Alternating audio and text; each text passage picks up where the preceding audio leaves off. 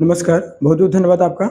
आज हम एक चैप्टर है 7th क्लास का विद्युत धारा और इसके प्रभाव। विद्युत धारा और इसके प्रभाव चैप्टर को आज पढ़ेंगे। इसमें देखेंगे कि क्या समझने की कोशिश की गई है। यहाँ पर हम अपने आस-पास चारों तरफ विद्युत धारा से संबंधित होते हैं। अपने आप अपने घरों में विद्युत का प्रयोग करते ही हैं।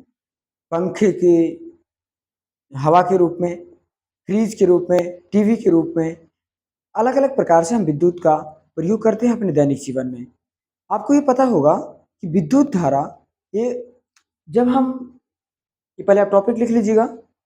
अगर टॉपिक ये आपकी किताब के टॉपिक्स हैं, इस टॉपिक में जो बताया गया है उसको आज हम चर्चा करेंगे कि विद्युत धारा होता क्या है। जैसे आपको बताया कि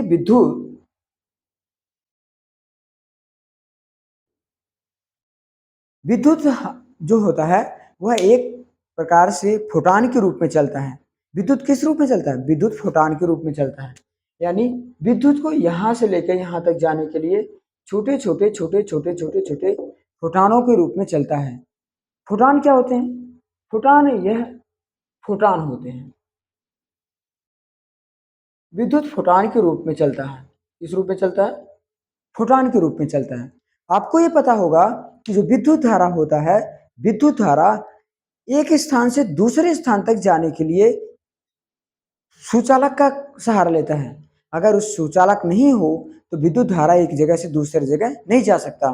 इसका मतलब ये कहा जा रहा है कि अगर विद्युत धारा को एक जगह से दूसरे स्थान पर प्रवाहित करना है तो उसके लिए हमें एक चालक की जरूरत होती है। चालक क्या होता है? चालक का मतलब होता है कि जो विद्युत धारा को प्रवाहित होने में सहायता करता है। जैसे आप ये जानते होंगे, अगर ये मार्कर है तो मार्कर के माध्यम से विद्युत धारा प्रवाहित नहीं हो सकती। लेकिन अभी यही लोहे के तार होता या फिर कॉपर का तार होता, एल्युमिनियम का तार होता तो शायद विद्युत धारा का प्रवाह बहुत तेजी से होता। इसलिए कह सकते हैं कि विद्युत धारा को प्रवाहित होने के लिए दो एक चालक की जरूरत होती है। हमें कितने एक चालक की जरूरत होती है। उस चालक का नाम सुचालक कहते हैं। अब वह चालक हो सकता है जैसे लोहा, तांबा, पीतल, चांदी, सोना, ये इस प्रकार के चालकों के नाम होते हैं। ऐसे हमारे आसपास जो बहुत सारे वस्तुएं भी होती हैं जो विद्युत धारा को प्रवाहित करने में सहायता करती हैं।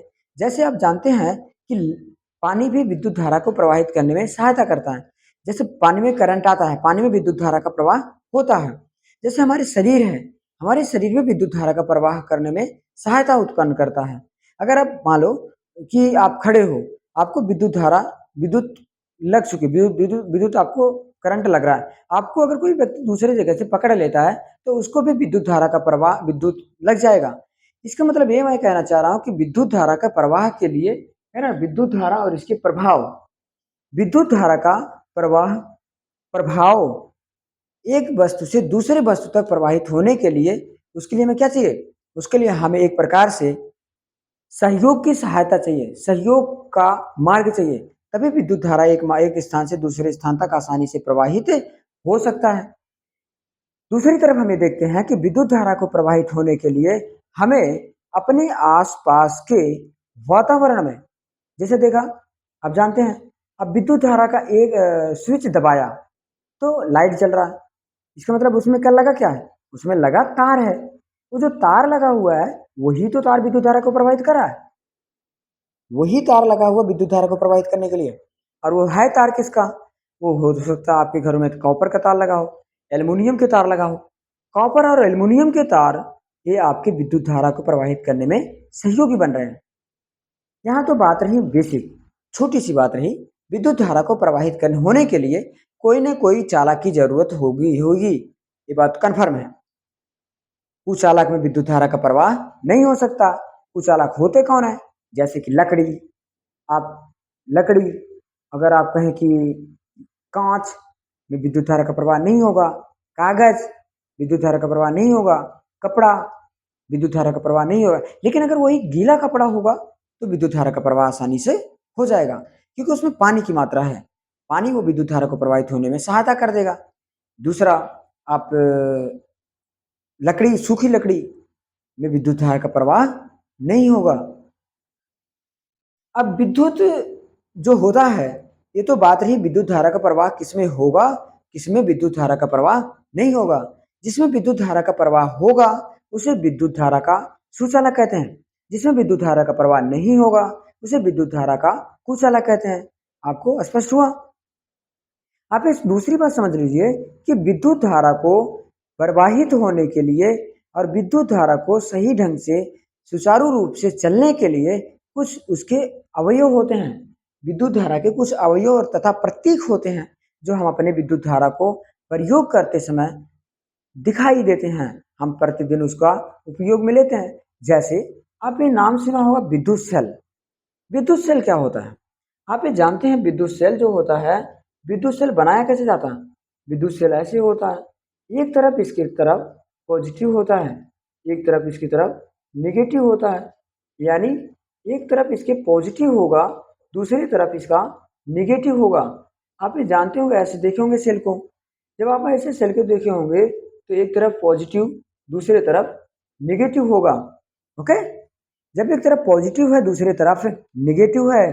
यहां पर ये सुनिए, ये जो पॉजिटिव है,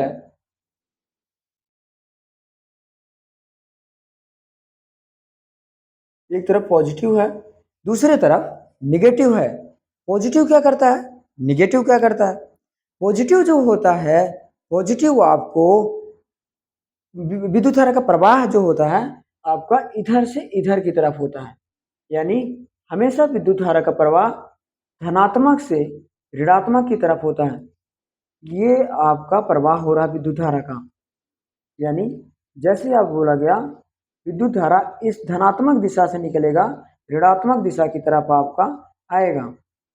ओके, और इसमें होता क्या है, इसमें कार्बन होता है, बीच में एक क्षण लगा होता है। बीच में क्या लगा होता है? एक क्षण लगा होता है। ये विद्युत धारा, विद्युत सेल होता है। विद्युत सेल जो होता है वह विद्युत सेल आपके बैटरी अलग अलग प्रकार की आप टार्च में इस्तेमाल करते हो, घड़ी में इस्तेमाल करते हो, दीवार घड़ी में इस्तेमाल कर सकते हो, करते हैं आप। ऐसे आप जानते हैं कि विद्युत सेल का उपयोग करते हैं। यह एक प्रकार का ऐसा उपकरण है जो विद्युत उत्पन्न करने में सहायता करता है। यह विद्युत सेल होता है जिसमें दो टर्मिनल होते हैं, एक धनात्मक टर्मिनल होता है, एक ऋणात्मक टर्मिनल होता है। जो धनात्मक टर्मिनल होता है वो पॉजिटिव दर्शाता है, जो ऋणात्मक टर्मिनल होता है वो निगेटिव दर्शाता है। पॉजिटिव टर्मिनल जो आपका है वो धनात्मक दिशा को दर्शाता है, जो नेगेटिव टर्मिनल होता है वो नकारात्मक दर्शाता है। यानी पॉजिटिव टर्मिनल आपको धनात्मक स्तर को दर्शाता है, जैसे कि यहाँ पर ये आपका धनात्मक टर्मिनल है, ये आपका ऋणात्मक टर्मिनल है। ओके, आपको ये पता चला कि विद्युत सेल एक प्रकार का एक ऐसा उपकरण है जो विद्युत उत्पन्न करने में सहायता करता है। और यह टर्मिनल, इसमें दो टर्मिनल होते हैं, धनात्मक टर्मिनल, ऋणात्मक टर्मिनल। जो धनात्मक टर्मिनल होता है वह विद्युत धारा के विद्युत धारा को उत्पन्न कर करके ऋणात्मक टर्मिनल की तरफ पहुंचाता है विद्युत धारा।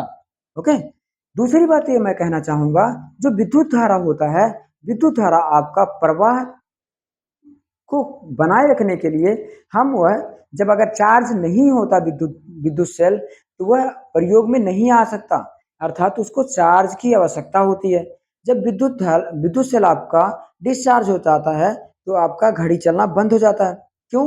क्योंकि उसमें ऊर्जा संचित होती है। यानी विद्युत सेल एक ऐसा उपकरण है जो विद्युत को संचित कर करके रखता है। संचित मतलब क्या होता है? उसको अपने अंदर रखता है विद्युत को। जब हम उसका प्रयोग करते हैं तो वह विद्युत हमें ऊर्जा देता है। वह ऊर्जा हमें घड़ी चलाने में प्रयोग करते हैं, वह ऊर्जा हम टार्च को जलाने में प्रयोग करते हैं। इसका मतलब मैं ये कहना चाह रहा हूं कि जो विद्युत सेल है वह एक ऐसा उपकरण है जो विद्युत को अपने अंदर संचित कर करके रखता है। वह हमें आवश्यकता अनुसार ऊर्जा उत्पन्न करके देता है। इसमें दो टर्मिनल होते हैं, एक धनात्मक टर्मिनल होता है, एक ऋणात्मक टर्मिनल होता है। जो धनात्मक टर्मिनल होता है वह नोक वाले की तरह, नोक वाला जो होता है उधर धनात्मक टर्मिनल होता है। जो इधर पीछे का हिस्सा होता है ये आपका ऋणात्मक टर्मिनल होता है। दूसरी बात करेगा ये विद्युत बल्ब। विद्युत बल्ब क्या होता है? विद्युत बल्ब आपका, जैसे आपको बता दूं कि ऐसे यहाँ पर इसमें माइनस प्लस भी होता है। आप यहाँ पर चित्र बना लेंगे अपने साथ।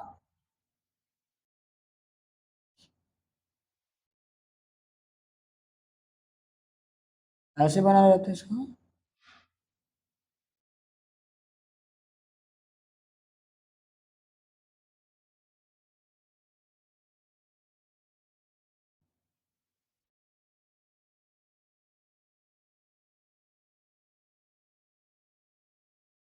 यानी ये जो एक ऋणात्मक है और एक धनात्मक है, इसमें से जो फिलामेंट है वो लगा हुआ है। इसमें क्या है, एक आप धनात्मक दिशा दर्शाएंगे और एक ऋणात्मक दिशा दर्शाएंगे, पॉजिटिव नेगेटिव। ये जो विद्युत बल्ब है, विद्युत बल्ब, अब इसमें जो आप तार लगाते हैं वह तार विद्युत बल्ब की एक धनात्मक दिशा, धनात्मक एक ऋणात्मक दिशा होता है। इसमें आप टच जैसे करते हैं सेल को या तार को तो ये जलने लगता है, प्रकाश दीप्त करने लगता है, प्रकाश उत्पन्न करने लगता है। यानी मैं ये कहना चाह रहा हूँ कि जैसे आप सेल या इसमें विद्युत बैटरी जोड़ते हैं तो आपका ये बल्ब जलने लगता है। ओके। दूसरी बात मैं ये कहना चाह रहा हूँ आपसे कि जब ये विद्युत बल्ब जलता है तो इसमें एक तार होता है जिसे हम क्या कहते हैं, फ्यूज तार कहते हैं। ये जो फ्यूज तार है आपको बताया गया है, ये जो फिलामेंट है वह क्या करता है, फ्यूज तार, मतलब जो उसमें टंगस्टन जिसे भी बोल सकते हैं, फ्यूज तार जिसे बोल सकते हैं, वो करता क्या है, वह प्रकाश जब उसमें प्रवाहित होता है तो वो दीप्त होने लगता है, यानी सॉरी, जब इसमें विद्युत धारा प्रवाहित होने लगता है तो यह तेजी से चमकने लगता है। जब ये तेजी से चमकने लगता है तो प्रकाश उत्पन्न करने लगता है।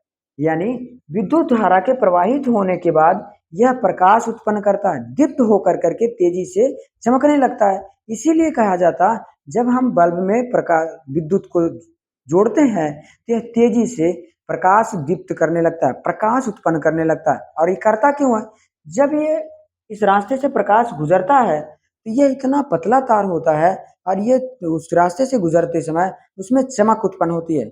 क्या उत्पन्न होती है, चमक उत्पन्न होती है। वही चमक हमें प्रकाश के रूप में दिखाई देती है। यानी अगर परिभाषा के रूप में कहें कि विद्युत बल्ब एक ऐसा उपकरण है जिसमें विद्युत धारा के प्रवाहित करने पर विद्युत प्रकाश उत्पन्न करता है। यानी विद्युत बल्ब एक ऐसा उपकरण है जिसमें विद्युत धारा का प्रवाह करने पर, एक विद्युत धारा का प्रवाह करने पर क्या करता है, प्रकाश उत्पन्न करता है, प्रकाश दीप्त करता है। इसमें भी दो टर्मिनल होते हैं, प्लस और निगेटिव। प्लस वाले को प्लस से, निगेटिव वाले को निगेटिव से, यानी प्लस धनात्मक और ऋणात्मक दिशा होता है। इस दिशा को आपस में जोड़ देने के बाद यह प्रकाश दीप्त उत्पन्न करता है। ओके। अब आती है बैटरी। बैटरी क्या होती है, आप जानते होंगे बैटरी का मतलब होता है, जैसे आप अपने आसपास देखे होंगे बहुत सारे बैटरी के बारे में, उसमें कई सारे सेल लगे होते हैं, कई सारे सेल लगे होते हैं।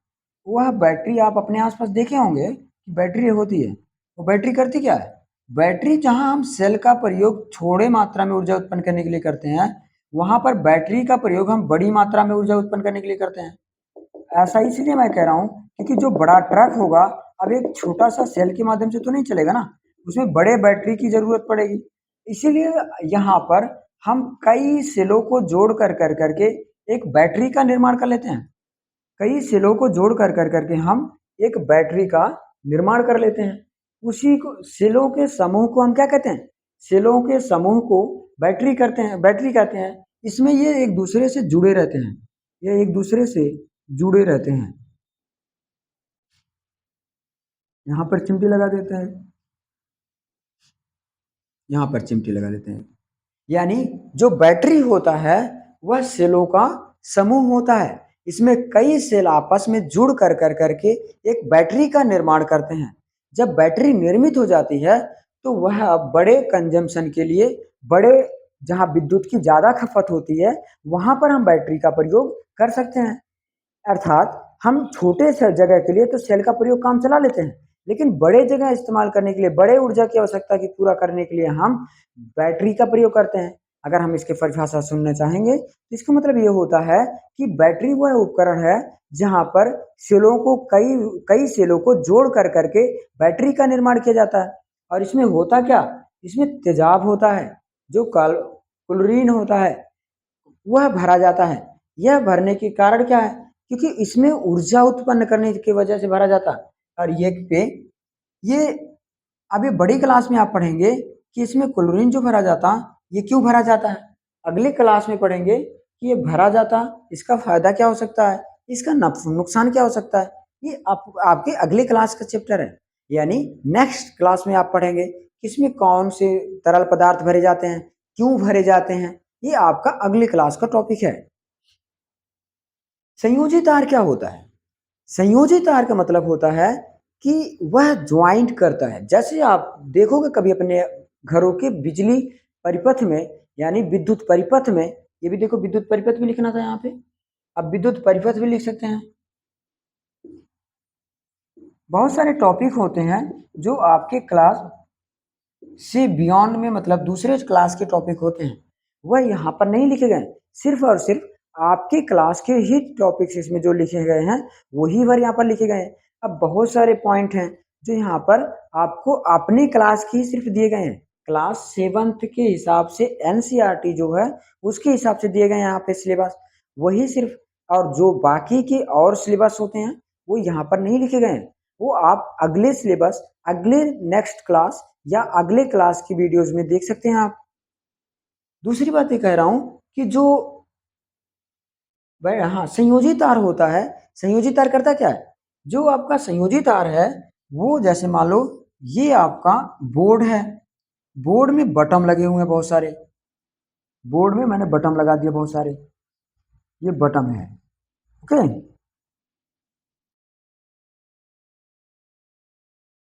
ये आपका बटन है, ये बटन में खटके लगे हैं, मतलब एक तरीके से, और एक दूसरे से जुड़े रहते हैं।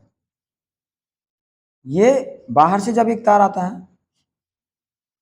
देखो ऐसे नहीं, एक बाहर से तार आएगा, एक बीच तार होता है ऐसे गुजरा रहता है। जो बाहर से तार आता है एक यहाँ से जुड़ा होता है, और जो दूसरा तार होता है प्लस वाला वो भी एक पॉइंट से जुड़ा होता है। यानी ये मेन एक पॉइंट होगा जहां पर जुड़ा होगा। ये जो एक तार है दूसरे तार को जोड़ने का काम कर रहा है संयोजी तार। संयोजी तार मतलब दो परिपथों को जोड़ने का काम कर रहा है। जो दो परिपथों को जोड़ने का कार्य करता है उसे क्या कहा जाता है, संयोजी तार कहा जाता है। जैसे ये यहाँ पर, अब ये यहाँ से यहाँ तक कैसे जाएगा, ये यहाँ से यहाँ तक जाने के लिए एक परिपथ तो है ही, लेकिन एक परिपथ और होनी चाहिए, एक तार और होना चाहिए ना, तो यहाँ से एक तार और ज्वाइन कर दो, ये संयोजी तार के रूप में कार्य करता है। यानी वह तार जो जुड़ाव का कार्य करता है, यानी परिपथ को जोड़ने का कार्य करता है, उसे हम क्या कहते हैं, संयोजी तार कहते हैं। यानी एक स्थान से दूसरे स्थान तक जाने के लिए एक हम संयोजी तार का प्रयोग करते हैं। जैसे कि आप बोर्ड देखेंगे तो बोर्ड में संयोजी तार का प्रयोग किया जाता है आपका। रही बात दूसरा, स्विच क्या होता है, स्विच यही स्विच जिसे हम विद्युत परिपथ को बंद करने तथा खोलने के लिए प्रयोग में लाते हैं। यानी विद्युत परिपथ को खोलने अथवा बंद करने के लिए हम स्विच का प्रयोग करते हैं, ओके। यानी विद्युत या स्विच का प्रयोग हम कब करते हैं, स्विच का प्रयोग हम विद्युत परिपथ को खोलने अथवा बंद करने के लिए करते हैं। सही बात है। जैसे आप अगर स्विच को दबाया तो आपके घर की लाइट ऑन हो जाती है, जैसे ऑफ किया तुरंत आपके घर की लाइट या फैन बंद हो जाता है। यानी यहाँ पर कट लगा होता है, जैसे मैं बटन को दबाया वैसे यहाँ से कट जाता है विद्युत, और यह कट लगाने के लिए इसको मैंने दबाया तो नीचे की तरफ गया, जब मैंने ऊपर की तरफ कर दिया तो नीचे वाला ऊपर उठ गया। तो इसका मतलब ये कहना चाह रहा है ये कि जैसे आप नीचे की तरफ दबाए वो ऊपर का हिस्से से विद्युत परिपथ से उसका ज्वाइंट पिन टूट गया। जैसे कि एक परिपथ अगर ये बनाया जाए, इसमें एक तार था यहाँ पर ये जुड़ा हुआ था, ये जैसे ये दोनों जुड़ा हुआ था, दोनों एक दूसरे से जुड़ा हुआ था, और जैसे मैंने नीचे दबाया ये, हाँ, नीचे दबाया और ये नीचे वाला इसको जुड़ा हुआ था बाहर से, जैसे मैंने नीचे दबाया ऊपर वाला छोड़ देगा, ऊपर वाला छोड़ देगा, जैसे मैंने ऊपर दबाया वैसे ऊपर वाले से दब जाएगा। इसका मतलब ये हुआ कि यहाँ पर मैं ये कहना चाह रहा हूँ कि जो स्विच है, स्विच को दबाते समय जब हम विद्युत धारा से कनेक्शन बन जाता है तो विद्युत प्रवाहित होने लगता है। जब विद्युत धारा से कनेक्शन टूट जाता है तो विद्युत प्रवाहित नहीं होता है। आपको समझ आया कि स्विच विद्युत परिपथ को बंद करने तथा खोलने के लिए प्रयोग में लाया जाता है। इसलिए हम विद्युत स्विच को परिपथ को खोलने अथवा बंद करने के लिए प्रयोग में लेते हैं। ठीक है। अब इसके बाद आता है फ्यूज। फ्यूज क्या होता है? आप कभी ये देखे होंगे कि आपके जो घरों का मीटर जहां पर मेन कनेक्शन आया हुआ है वहां पर एक छोटा सा ऐसे वो लगा होता है क्या, जैसे आप देखे होंगे घरों के मीटर में ऐसे बोर्ड में जा करके बड़ा सा वो लगा रहता है, स्विच की जैसा लगा रहता है, और उसको निकाल लेते हैं। या फिर इसमें चीली मिट्टी की बनी होती है, ये चीली मिट्टी की बनी होती है, और जब आप उसको निकाल लेते हैं या फिर उसको एमसीबी जिसे कह सकते हो, एमसीबी का जो पहले समय में आज के समय में तो एमसीबी एक खटका उसको दबा बंद कर देते हो, लेकिन वो एडवांस रूप है एमसीबी, उसी को बंद करना ऑन कर देता हो। लेकिन ऐसे पहले लगा करता था चीनी मिट्टी का, बड़े बड़े गुट्टी के रूप में लगे रहते थे, वो उसको निकाल देते थे या उसमें धंसा देते थे। निकाल देते थे तो पूरी घर की लाइट बंद हो जाती थी, और अगर उसको दबा देते थे तो उसकी पूरी घर की लाइट ऑन होती थी। यानी उसी को एमसीबी आज के समय में कहा जाता, और फ्यूज भी कहा जाता था पहले के समय में। जब वो मोटे, आप अभी भी गांव में जाएंगे अभी भी लगा होता है, क्योंकि वो बड़े बड़े पत्थर की जैसा दिखता है फ्यूज। दूसरा फ्यूज यहाँ पर एक तात्पर्य और है कि जब परिपथ में तेजी से विद्युत धारा का प्रवाहित होता है तो वहां पर फ्यूज का प्रयोग किया जाता है। फ्यूज का प्रयोग करने के लिए हम क्या करते हैं? फ्यूज का प्रयोग हम इसलिए करते हैं कि अगर ज्यादा तेजी से विद्युत धारा का प्रवाह हो तो क्या करें हम? ज्यादा तेजी से विद्युत धारा का प्रवाह हो तो उसके माध्यम से फ्यूज जल जाए। मानो आप तेजी से विद्युत धारा का प्रवाह हुआ और आपका जो टीवी था जल गया, तो आप इसके लिए कोई सुरक्षा उपकरण लगाएंगे ना, कि ताकि आपका टीवी सुरक्षित रहे। इसके लिए आपको करना क्या पड़ेगा?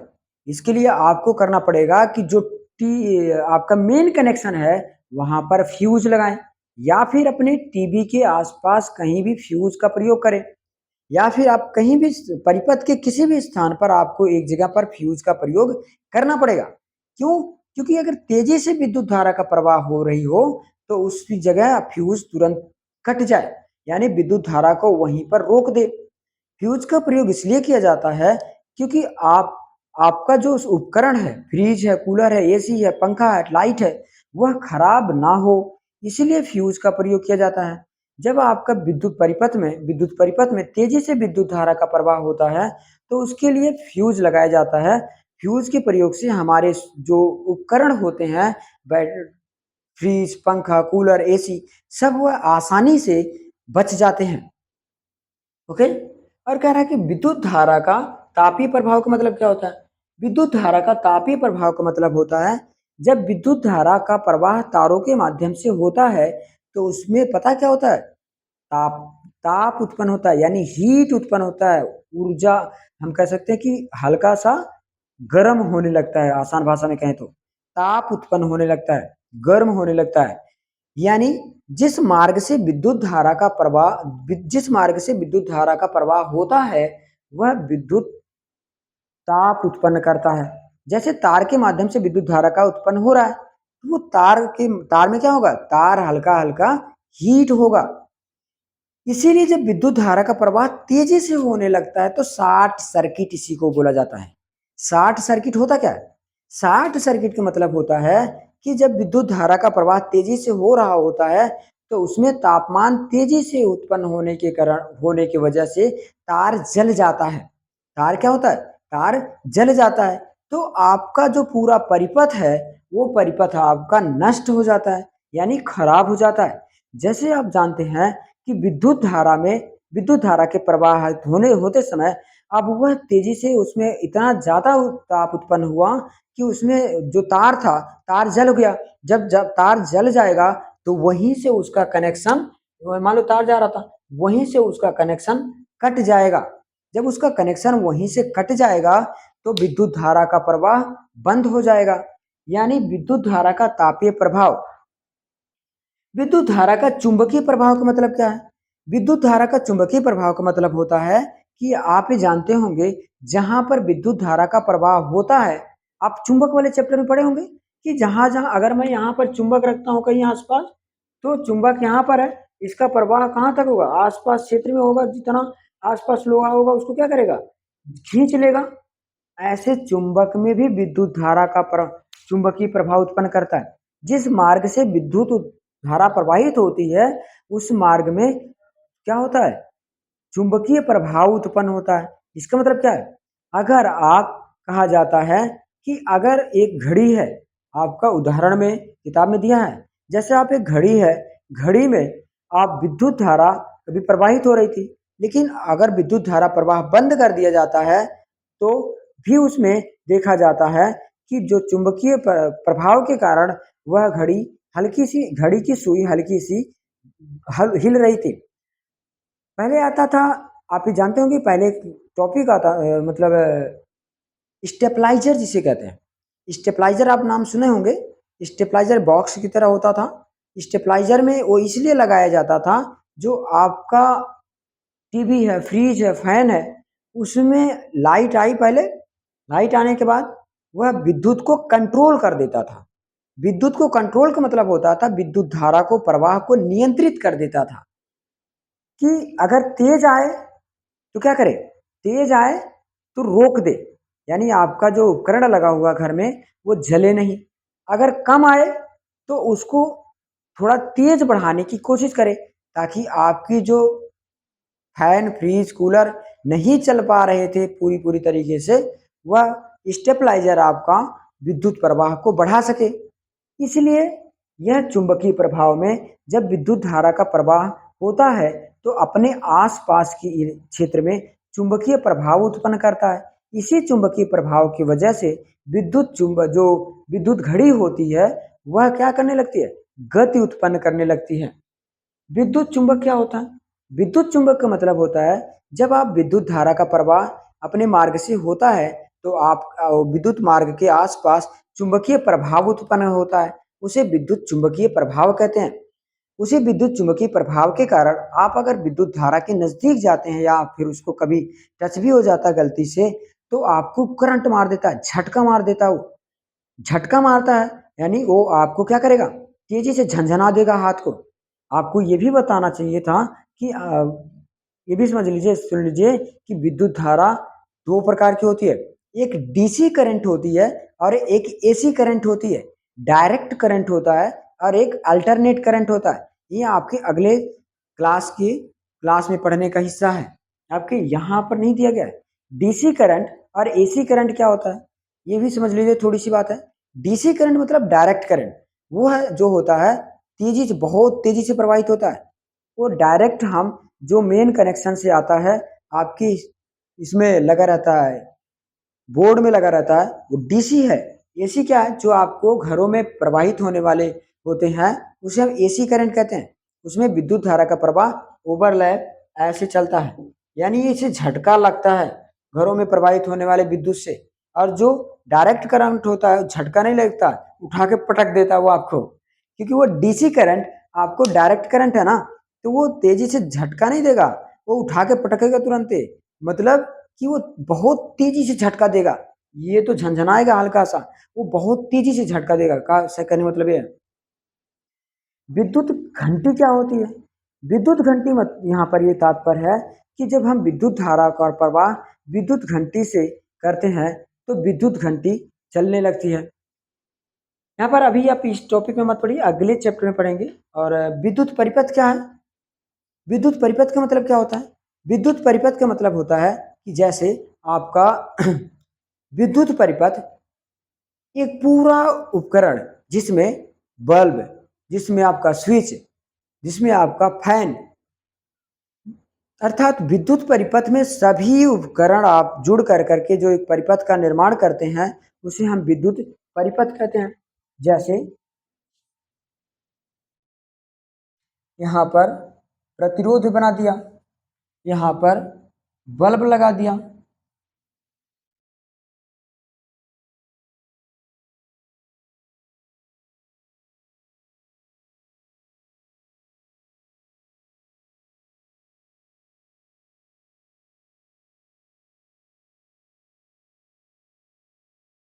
यहाँ पर बल्ब लगा दिया और यहाँ पर वो लगा दिया, नियंत्रक लगा दिया।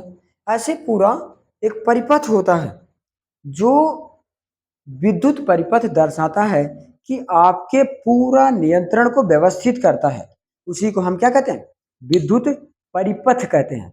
विद्युत परिपथ के माध्यम से विद्युत धारा का प्रवाह आसानी से बना रहता है। अगर विद्युत परिपथ में कोई कमी होती है तो आपका जो परिपथ है वो नियंत्रण से हट जाता है। क्या होता है? नियंत्रण से हट जाता है। यानी विद्युत धारा का प्रवाह अगर यहाँ कहीं कट जाता है या फिर किसी माध्यम से रुकावट आ जाती है तो पूरे परिपथ में विद्युत धारा का प्रवाह बंद हो जाता है। इसी को कहा जाता है विद्युत परिपथ। ओके, मुझे उम्मीद है कि ये वीडियो आपको समझ आया होगा, ये टॉपिक आपको समझ आया होगा। कोई अगर कंफ्यूजन होता है तो आप कमेंट बॉक्स में लिख सकते हैं, कर सकते हैं।